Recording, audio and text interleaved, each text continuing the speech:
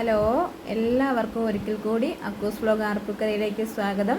അപ്പം ഞാനിന്നൊരു ലഞ്ചിൻ്റെ വീഡിയോ ആണ് ഇടുന്നത്. അപ്പം ലഞ്ചിൻ്റെ വീഡിയോ ആണെങ്കിൽ രാവിലെ 5 മണി ആയിട്ടേ ഉള്ളൂ. കാരണം എനിക്ക് ജോലിക്ക് പോകേണ്ടതുകൊണ്ടാണ് ഉച്ചക്കത്തെ ലഞ്ച് നമുക്ക് ആ ടൈമിലൊന്നും എടുക്കാൻ പറ്റില്ലല്ലോ. അപ്പം ഞാൻ രാവിലെ തന്നെ നമുക്ക് ഊണൊക്കെ തയ്യാറാക്കേണ്ടതുകൊണ്ട് ഞാൻ രാവിലെ തന്നെ വീഡിയോ എടുക്കുവാണ്. അപ്പോൾ ഇന്ന് കടച്ചക്ക നമ്മൾ വറുത്തരച്ച് വെക്കുന്ന ഒരു വീഡിയോ ആണ് ഇടുന്നത്. അപ്പം കടച്ചക്ക 2 രീതിയിൽ ഞാൻ വെക്കാറുണ്ട്. അതിൽ ഇന്നിപ്പോൾ ഞാൻ ചെയ്യുന്നത് കടച്ചക്ക ഇപ്പം തൊലിയെല്ലാം ചെത്തി കഷ്ണങ്ങളാക്കി ചട്ടിക്കകത്തായിട്ട് ശകലം വെള്ളം വെള്ളം ഒഴിച്ചിട്ട് കുറച്ച് മഞ്ഞൾപ്പൊടിയും കുറച്ച് ഉപ്പും കൂടെ നമ്മൾ ചേർത്ത് കൊടുക്കുന്നുണ്ട്. അങ്ങനെ ചേർത്ത് അത് നമ്മൾ ചട്ടിക്കകത്ത് വെച്ച് വേവിച്ചിട്ടാണ് ഞാൻ ഇന്ന് തയ്യാറാക്കുന്നത്. ചിലപ്പോൾ നമുക്ക് കടച്ചക്ക കിട്ടുമ്പം എണ്ണ ഒഴിച്ച് കടുകിട്ട് പൊട്ടിച്ചിട്ട് ചെറിയ ഉള്ളിയും കടച്ചക്കയും പച്ചമുളകും കൂടെ വാട്ടിയിട്ടും ഞാൻ കറി വെക്കാറുണ്ട് കേട്ടോ. അപ്പോൾ ഇന്നിപ്പം ഞാൻ ഇങ്ങനെയാണ് വെക്കുന്നത്. അപ്പോൾ ഈ രീതിക്കൊന്ന് കാണിച്ചു തരാമെന്ന് വെച്ചു. അപ്പം കടച്ചക്ക അവിടെ നിന്ന് വേകട്ടെ. അപ്പം നമുക്ക് തേങ്ങയൊന്ന് ഇതിലേക്ക് ചേർത്ത് കൊടുക്കാൻ, അരപ്പ് തയ്യാറാക്കാൻ തേങ്ങയൊന്ന് വറുത്തെടുക്കാം. തേങ്ങ വറുക്കുന്നതിനകത്ത് തേങ്ങയും 2 കഷ്ണം ചുവന്നുള്ളിയും 2-3 കഷ്ണം വെളുത്തുള്ളിയും കറിവേപ്പിലയും 2-3 കുരുമുളകും പിന്നെ ഒരു നുള്ള പെരിഞ്ചീരകം കൂടിയാണ് ഞാൻ വറുത്ത് വെച്ചിരിക്കുന്നത്. ആ തേങ്ങ ഒന്ന് മൂത്ത് വരുന്ന ടൈമിൽ 2 ടേബിൾ സ്പൂൺ മുളക് പൊടിയും 1/2 ടേബിൾ സ്പൂൺ മഞ്ഞൾപ്പൊടിയും 1/2 ടേബിൾ സ്പൂൺ മല്ലിപ്പൊടിയും കൂടെ ഞാൻ ചേർത്ത് കൊടുക്കുന്നുണ്ട്. ഗ്യാസ് ഓഫ് ചെയ്തിരുന്നു, കാരണം തേങ്ങ അല്ലെങ്കിൽ മൂത്ത് പോകും.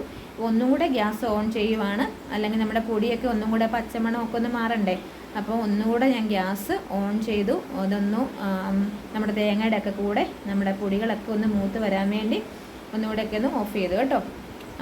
അപ്പം നമുക്കിത് ഒന്ന് അരച്ചെടുത്തിട്ട് ഞാൻ മിക്സിക്കകത്താണ് അരയ്ക്കുന്നത് കേട്ടോ. അരയ്ക്കുന്ന വീഡിയോ ഞാൻ എടുക്കുന്നില്ല, മിക്സിക്കകത്താണ് അരച്ചെടുക്കുന്നത്. അപ്പം നമ്മുടെ കടച്ചക്ക ചട്ടിക്കകത്ത് നന്നായിട്ട് വെന്ത് വന്നിട്ടുണ്ട്. കടച്ചക്ക എങ്ങനെ കിട്ടിയെന്ന് പറഞ്ഞാലും നമുക്ക് നല്ല ടേസ്റ്റാണ്. കാരണം ഞാൻ എങ്ങനെ കടച്ചക്ക വെച്ചാലും ഞങ്ങൾക്കിവിടെ ഭയങ്കര ഇഷ്ടമാണ്. ഇന്നലെ മാർക്കറ്റിൽ ഓഫീസിൽ പോയിട്ട് വന്ന വഴിക്ക് മാർക്കറ്റിൽ കയറിയുകൊണ്ട് കടച്ചക്ക കണ്ടപ്പം വാങ്ങിച്ചൊന്നേ ഉള്ളൂ. അപ്പോൾ ഞാൻ ഓർത്ത് എന്തായാലും ഇന്നത് കറി വെക്കണമല്ലോ, അപ്പോൾ ഇതൊരു വീഡിയോ ആക്കി ഇടാം എന്നാണ് ഓർത്തത്. അപ്പം ഞാൻ വേറൊരു പാൻ അടുപ്പത്ത് വെച്ചു, എണ്ണ ഒഴിച്ചു, കടുകിട്ട് കൊടുത്തിട്ടുണ്ട്. അപ്പോൾ കടുകൊന്ന് നന്നായിട്ടൊന്ന് പൊട്ടി വരട്ടെ. സവോളയും പച്ചമുളകും കൂടി ഞാൻ അരിഞ്ഞ് വെച്ചിട്ടുണ്ട് ഇവിടെ. അപ്പോൾ കടുക് നന്നായിട്ട് പൊട്ടി വന്ന് കഴിയുമ്പം നമുക്ക് സവോളയും പച്ചമുളകും കൂടെ ഒന്ന് ചേർത്ത് കൊടുക്കാം. അപ്പോൾ അതിന് മുമ്പൊരു കാര്യം പറഞ്ഞോട്ടെ. ഞങ്ങളുടെ കഴിഞ്ഞ ദിവസമൊക്കെ ഞാൻ വെള്ളപ്പൊക്കത്തിൻ്റെ വീഡിയോ ഒക്കെയാണല്ലോ ഇട്ടത്. ഞങ്ങളുടെ റൂമിനകത്തൊക്കെ വെള്ളമൊക്കെ മാറി കേട്ടോ. എല്ലാം വൃത്തിയൊക്കെ ആക്കി വിട്ടു. ഇപ്പോൾ ഒരു കുഴപ്പമില്ല. ഇനിയിപ്പോൾ അടുത്ത വെള്ളം എന്താണെന്നറിയില്ല.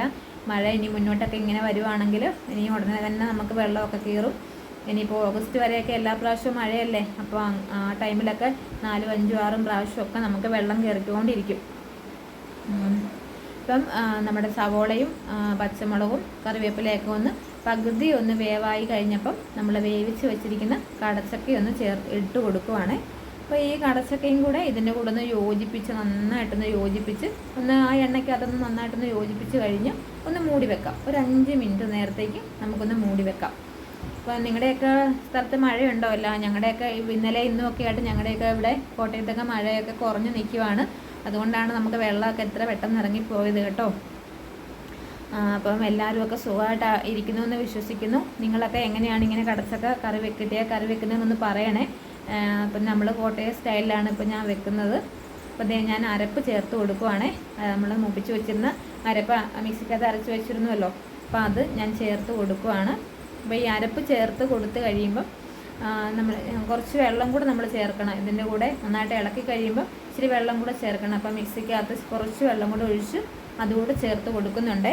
അപ്പം ഈ ഒരു നമ്മുടെ വീഡിയോ കണ്ടുകൊണ്ടിരിക്കുന്നവർ ഇതുവരെയും നമ്മുടെ ചാനൽ സബ്സ്ക്രൈബ് ചെയ്തിട്ടില്ലെങ്കിൽ ദയവായിട്ടൊന്ന് സബ്സ്ക്രൈബ് ചെയ്ത് ലൈക്ക് ചെയ്ത് ഷെയർ ചെയ്ത് കമൻറ്റ് ചെയ്യണേ. അപ്പം നമ്മളെ മുന്നോട്ടൊന്ന് സപ്പോർട്ട് ചെയ്യണം കേട്ടോ. ഞങ്ങൾ തുടക്കക്കാരായതുകൊണ്ട് അതിൻ്റേതായ എല്ലാ പോരാളികളും കാണും. ഒന്ന് സപ്പോർട്ട് ചെയ്യണേ. ഞാൻ മിക്സിയുടെ ജാറൂടെ കഴുകി വെള്ളം ഒഴിച്ചു കൊടുത്തു. പിന്നെ ഇതിനകത്ത് കുറച്ച് അതായത് ഞങ്ങൾ ഇങ്ങനെ വറുത്തരച്ച് കറി വെക്കുമ്പം നമ്മൾ